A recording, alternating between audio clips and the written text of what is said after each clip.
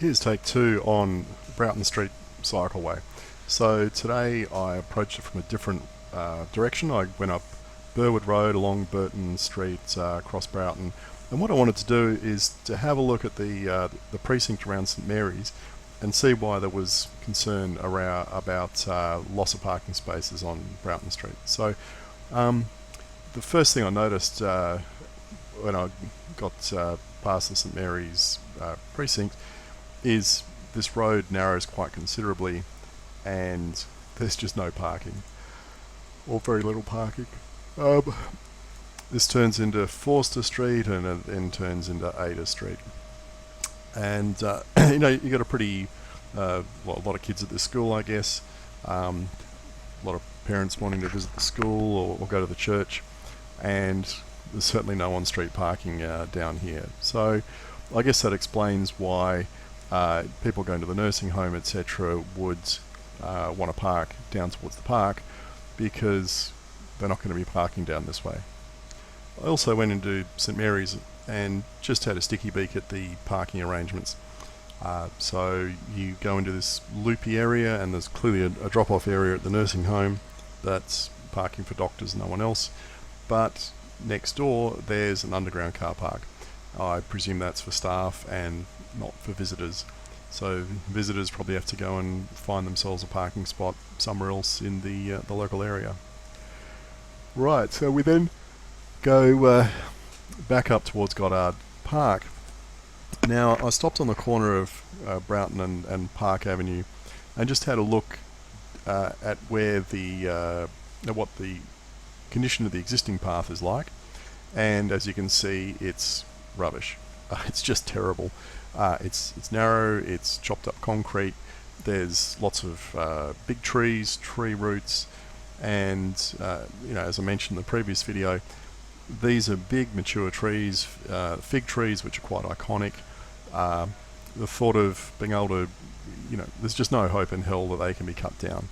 So perhaps the cycle path can be routed around the western side of the trees into the park, but again, that might upset people as well. But if you have a look down the street, there's absolutely no cars parked there today. And perhaps one reason for that is on the eastern side of the street along this section, there's only 6 houses. And each of those houses is quite a big block. They've all got large driveways. There's some houses have got 2 trailers parked in the driveways, or 3 cars. There's a considerable amount of off-street parking. I then had a look down Park Avenue itself, and of course Park Avenue's only got houses on one side of it.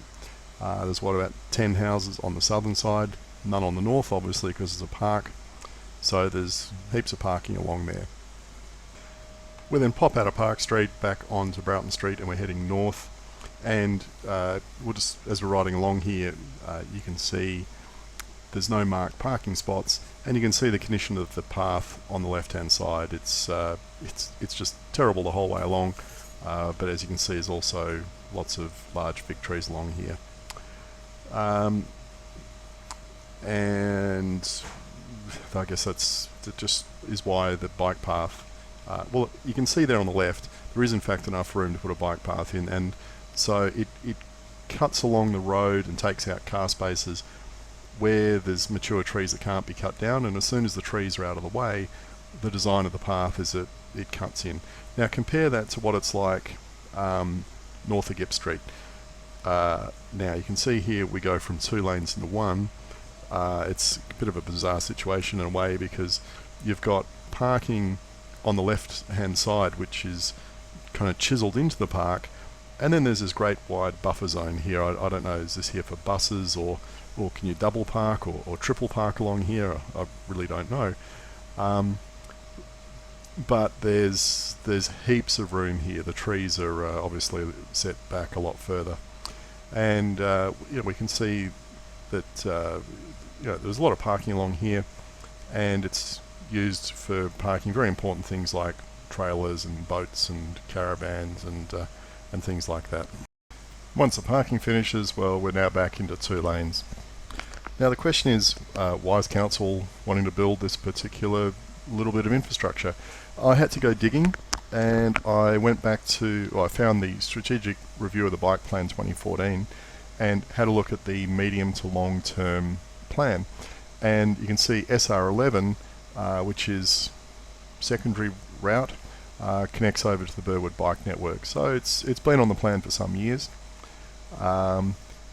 So I guess that's why they want to go and build it.